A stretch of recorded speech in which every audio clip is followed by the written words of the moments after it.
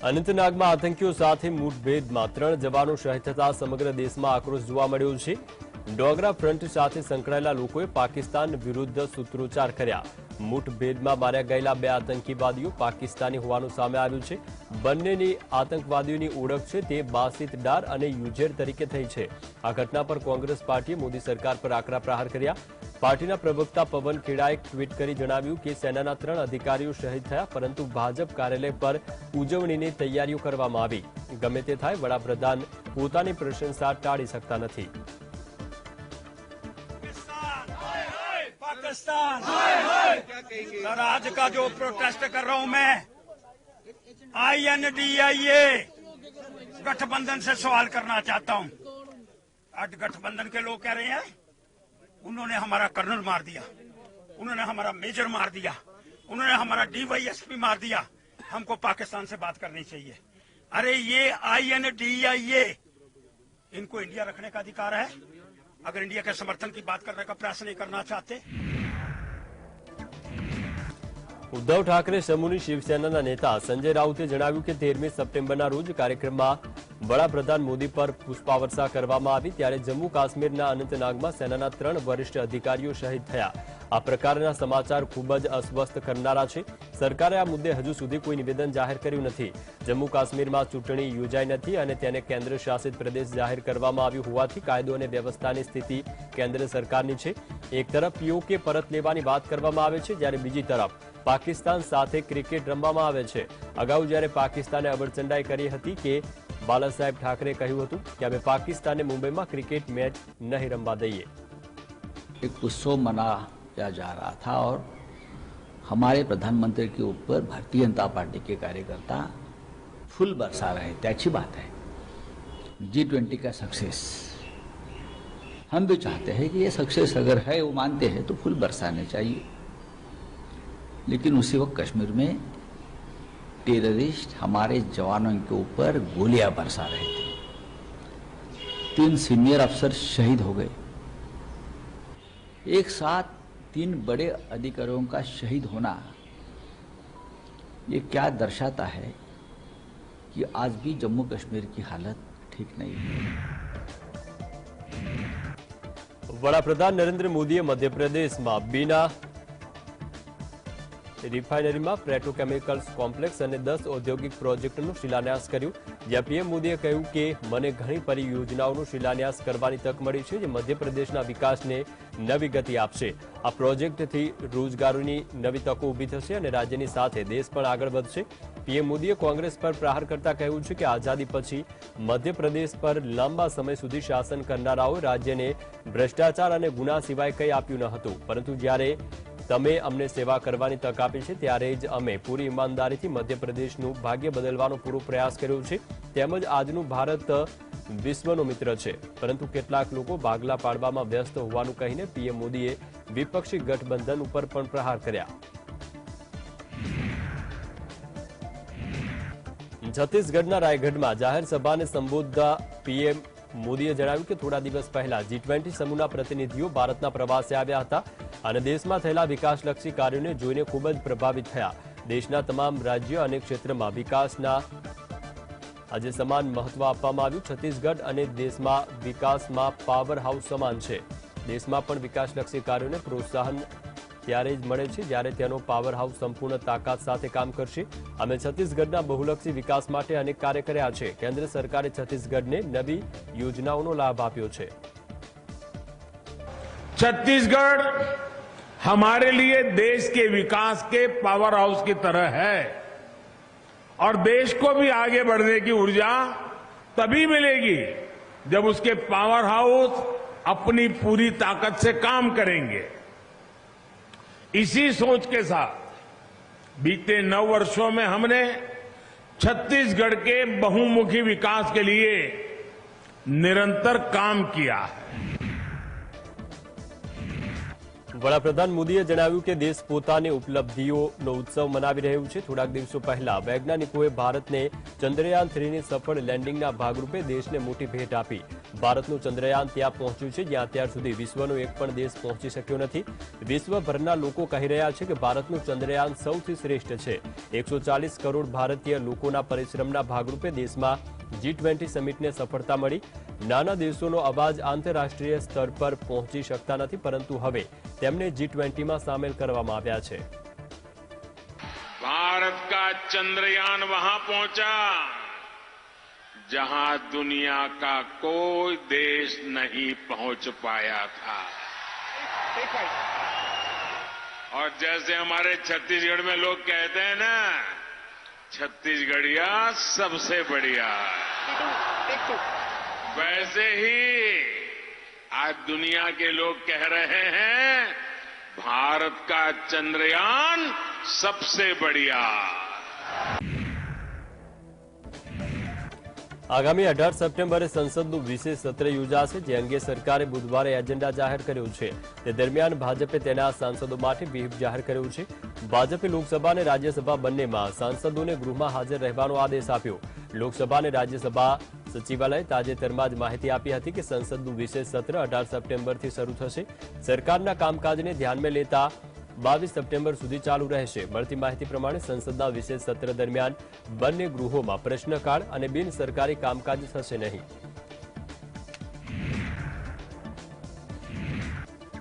દોષિત નેતાઓના આજીવન ચૂંટણી લડવા પર રોક લગાવવાની અરજી પર એમિક્સ ક્યુરી વિજય હંસારિયાએ સુપ્રીમ કોર્ટને 19મો રિપોર્ટ સોંપ્યો છે। એમિક્સ ક્યુરીએ રિપોર્ટમાં કહ્યું છે કે જો કોઈ નેતા દોષિત હોય તો તેને ચૂંટણી લડવા પર 6 વર્ષના પ્રતિબંધની જગ્યાએ આજીવન પ્રતિબંધ મૂકવો જોઈએ। દેશભરમાં સાંસદો અને ધારાસભ્યો સામે લંબિત કેસની સંખ્યા સતત વધે છે। દેશભરમાં સાંસદો અને ધારાસભ્યો સામે નવેમ્બર 2022 સુધીમાં કુલ પેન્ડિંગ કેસની સંખ્યા 5175 હતી।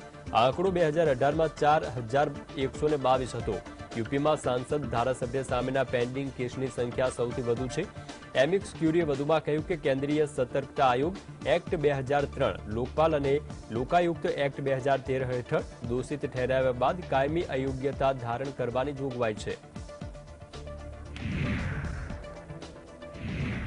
इंडिया गठबंधन ने 10 चैनलना 14 एंकरों बहिष्कार करવાનો નિર્ણય કર્યો છે। તેમાં બહિષ્કૃત એન્કરોનું લિસ્ટ જાહેર કરવામાં આવ્યું છે, જેમાં आदित्य त्यागी, अमीश देवगन, आनंद नरसिम्हा, अर्नब गोस्वामी, अशोक श्रीवास्तव, चित्रा त्रिपाठी, गौरव सावंत, नविका कुमार, प्राची पाराशर, सुधीर चौधरी, सुशांत सिन्हा और शिव अरूर शामिल है, जो अलग अलग टीवी चैनलना एंकर है। आ मामले कांग्रेसे सोशल मीडिया पर निवेदन आपता जणाव्युं के दररोज सांजे 5 वाग्ये કેટલીક ચેનલો પર નફરતનું બજાર ચાલે છે, જેથી ઇન્ડિયા ગઠબંધને નક્કી કર્યું છે કે અમે નફરતના બજારમાં ગ્રાહક બનીને નહીં જોઈએ।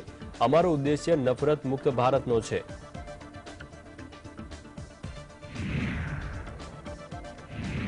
વિપક્ષી ઇન્ડિયા ગઠબંધનની સમન્વય બેઠક બાદ ભોપાલમાં સંયુક્ત રેલીનું આયોજન કરવાનો નિર્ણય લેવામાં આવ્યો છે। ડીએમકેના ધારાસભ્ય ડીઆર બાલુએ કહ્યું છે કે 2 ડઝનથી વધુ રાજકીય પક્ષોનું સમર્થન મેળવનાર ઇન્ડિયા ગઠબંધનની પહેલી રેલી ભોપાલમાં ઓક્ટોબર મહિનાના પહેલા સપ્તાહમાં યોજાઈ શકે છે। વિપક્ષી ગઠબંધન ટૂંક જ સમયમાં આગામી રાજ્યની વિધાનસભા ચૂંટણીઓ અને 2024ની લોકસભા ચૂંટણી માટે બેઠકની વહેંચણીઓ અંગે ચર્ચા શરૂ કરશે। જે રાજ્યમાં વિધાનસભાની ચૂંટણી યોજાવાની છે તેને પ્રાથમિકતા આપવામાં આવશે। દિલ્હીમાં એનસીપી પ્રમુખ શરદ પવારના નિવાસસ્થાને બેઠક યોજવામાં આવી હતી, જેમાં 12 પાર્ટીના પ્રતિનિધિઓ હાજર રહ્યા હતા।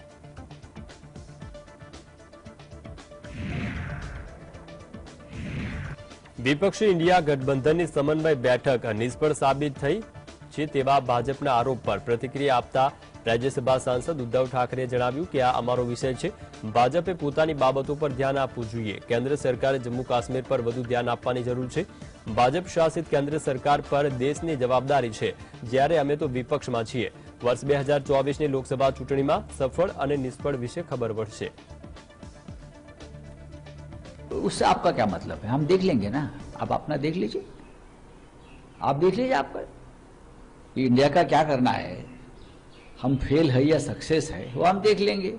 आप जम्मू कश्मीर पर ध्यान दीजिए ना, आपके हाथ में देश का नियंत्रण है, सरकार आपकी है, तो आप सरकार है, हम विपक्ष में है ना, तो हमारी बात हम पर छोड़ दीजिए।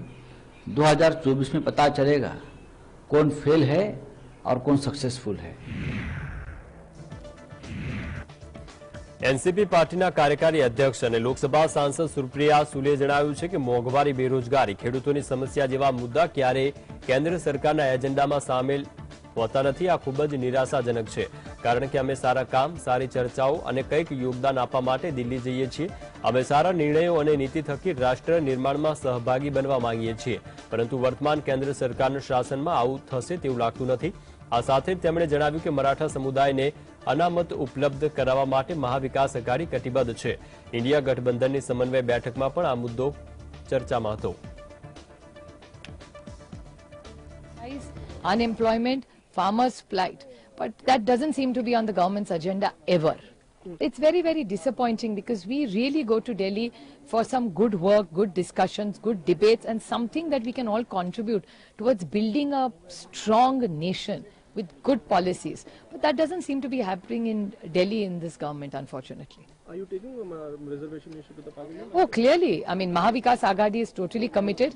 When we had the India meeting also, we have a India agenda. Uddhav Thackeray સમૂહની શિવસેનાના નેતા પ્રિયંકા ચતુર્વેદીએ જણાવ્યું કે ભાજપના નેતા વારંવાર વિપક્ષી ઇન્ડિયા ગઠબંધન વિશે વાત કરે છે।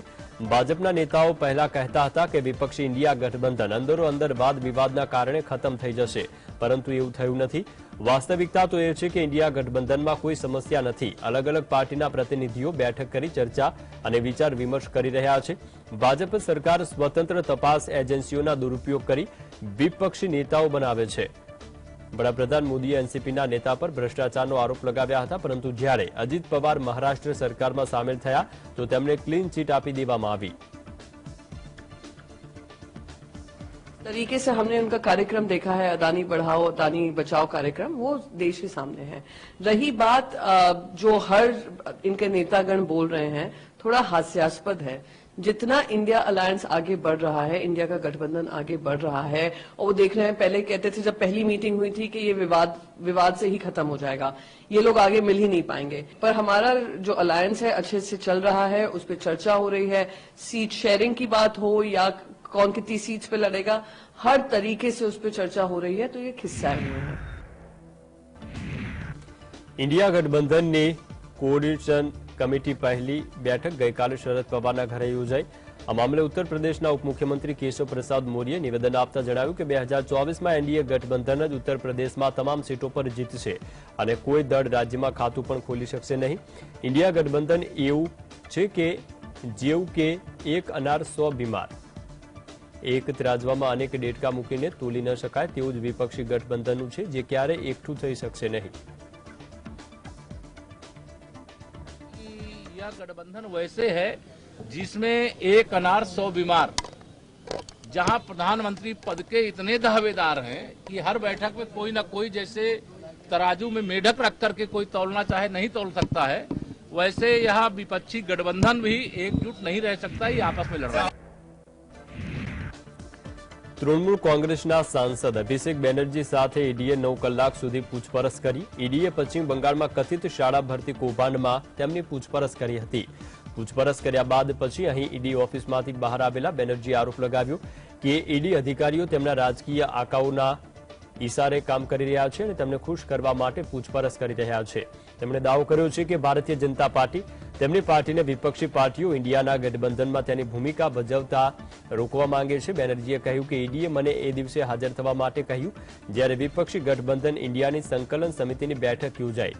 તેમણે કહ્યું છે કે ઈડી સમન્સ અને ભારત ગઠબંધનની બેઠકમાં ભાગ લેવાથી રોકવા માંગે છે। તૃણમૂળ કોંગ્રેસના નેતાએ કહ્યું છે કે હું ઈડીને પડકાર આપું છું કે જો તેમની પાસે મારી વિરુદ્ધ ભ્રષ્ટાચારના કોઈ પુરાવા હોય તો મારી ધરપકડ કરે। એ છેલ્લા ઘણા સમયથી બંગાળમાં ઘણા કેસોની તપાસ કરી રહ્યા છે। જો તેમની પાસે મારી વિરુદ્ધ કોઈ પુરાવા હોય તો તેમણે મારી ધરપકડ કરવી જોઈએ। कि ये साबित करता है कि तृणमूल का भूमिका या रोल इस ऑपोजिशन अलायंस को फोर्ज करने में कितना महत्वपूर्ण है। So it is a testament to the fact that the kind of role Trinamool Congress has played in the last few months to forge this opposition alliance and to make sure that every party has come together irrespective of their political differences and keeping their egos and differences aside. Supreme કોર્ટે ઐતિહાસિક પહેલ કરતા તમામ pending કેસના ડેટાને national judicial data grid પર upload કરવાનો નિર્દેશ આપ્યો છે. ઉલ્લેખનીય છે કે સુપ્રીમ કોર્ટે અત્યાર સુધી એનજીડીજીના દાયરાથી બહાર હતી, જે સીજેઆઈ ડીવાય ચંદ્રચૂડે તેની શરૂઆત કરી છે. સીજેઆઈ ચંદ્રચૂડે તેની જાહેરાત કરતા કહ્યું છે કે આ પારદર્શકતા અને જવાબદારી લાવવા માટેનું પગલું છે. હાલ 80,000 કેસ પેન્ડિંગ છે. 15,000 અત્યાર સુધી રજીસ્ટર્ડ નથી, જેથી તે અત્યાર સુધી પેન્ડિંગ નથી. જુલાઈમાં 5,000થી વધુ કેસોનો નિકાલ કરાયો હતો. સીજેઆઈએ કહ્યું છે કે 3 જજોની બેન્ચ સમક્ષ 583 કેસ પેન્ડિંગ છે અને હું જલ્દી જ એવી વિશેષ બેન્ચની રચના કરવાની તૈયારી કરી રહ્યું છું. અમારી પાસે સિવિલ અને ગુનાહિત બંને પ્રકારના કેસના ડેટા છે. વર્ષ 2000 પહેલાના લગભગ 100થી પણ ઓછા કેસ છે અને આ તમામ જૂના કેસના નિકાલ લાવવા માટે આ પગલું એક ડેટાબેઝ પૂરું પાડે છે.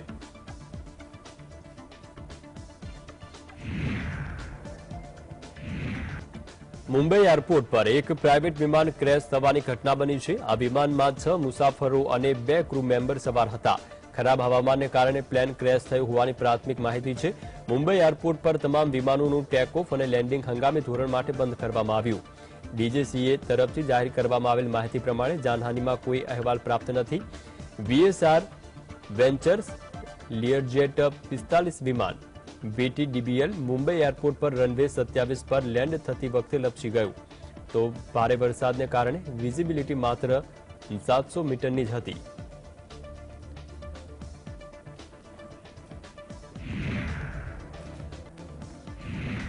કેરળમાં નિપા વાયરસનો કહેર યથાવત છે, ત્યારે પ્રદેશમાં આરોગ્ય મંત્રી વીણા જ્યોર્જે જણાવ્યું કે રાજ્યમાં નિપા વાયરસનો વધુ એક કેસ સામે આવ્યો છે. આમ રાજ્યમાં નિપા વાયરસથી સંક્રમિત લોકોની સંખ્યા વધીને 5 થઈ ગઈ છે. કોઝિકોડમાં 24 વર્ષીય સ્વાસ્થ્ય કર્મચારી નિપા વાયરસથી સંક્રમિત થયો છે અને તેને ખાનગી હોસ્પિટલમાં દાખલ કરવામાં આવ્યો છે.